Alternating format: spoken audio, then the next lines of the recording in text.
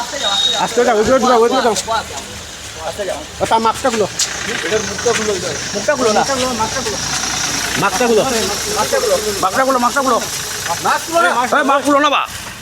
আপনারা দেখছেন বাস্তব উপস্থাপন, আমি রাজীব। বহু চর্চিত শিলচরের স্পা কাণ্ড, বড় সাফল্য পুলিশের। অবশেষে পুলিশের ঝালে ধরা পড়লেন দীর্ঘদিন পলাতক থাকা দুই অভিযুক্ত। শিলচরে নারী পাচার চক্র এবং স্পার আড়ালে দেহ ব্যবসা পরিচালনার অভিযোগে গ্রেফতার হয়েছেন রোহিত দেবনাথ ও রূপালী দাস। কাছাড়ের অতিরিক্ত পুলিশ সুপার মানস শইকিয়া জানিয়েছেন, শনিবার গভীর রাতে শিলচর পুলিশ বিশেষ অভিযান চালিয়ে দুই অভিযুক্তকে আটক করতে সক্ষম হয়েছে। গত 25 জুন রাতে শিলচর শহরের একটি বাণিজ্যিক মলে অবস্থিত লোটাস স্পা এবং লাভলিনা স্পাতে অভিযান চালিয়ে পুলিশ প্রায় 28 জন তরুণীকে আটক করেছিল। তদন্তে ওই স্পা দুটিতে অবৈধ কার্যকলাপ চলার অভিযোগ সামনে আসে। পুলিশের দাবি, লোটাস স্পায়ের মালিক রোহিত দেবনাথ এবং লাভলিনা স্পার মালিক রূপালী দাস অভিযানের পর থেকে তারা আত্মগোপন করেছিলেন।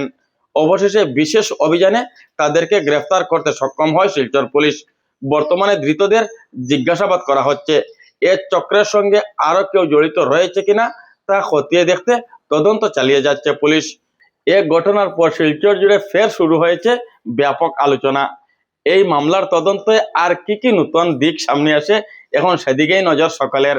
देखिए 25 जून को इंपीरियल मॉल सिलचर टाउन में जो स्थित है, इंपीरियल मॉल में एक पुलिस का ऑपरेशन चला था वहाँ पे।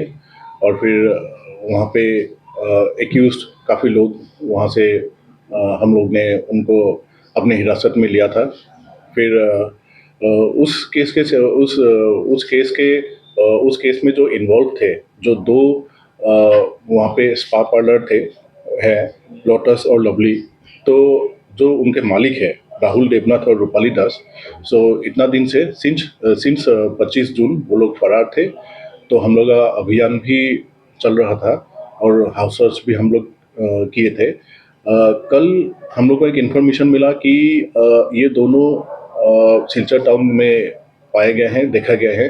तो अकॉर्डिंगली हम लोग ने इन्फॉर्मेशन अपना पुलिस पार्टी को इन्फॉर्म किया, वो लोग को पकड़े गए और फिर जो कानूनी कार्रवाई है जो हम लोग की तरफ से करना पड़ता है उनको लाए गए, पूछताछ किए गए और अभी हम लोग प्रस्तुत कर रहे हैं उनको जुडिशियल कस्टडी में फॉरवर्ड करेंगे। केस सिर्फ एक ही केस नहीं था, तो ये जो धारा जिसमें हम लोग ने ये केस जिस कंटेंट जो main content of the case जो है वो है इमोरल ट्रैफिकिंग एक्ट के ऊपर।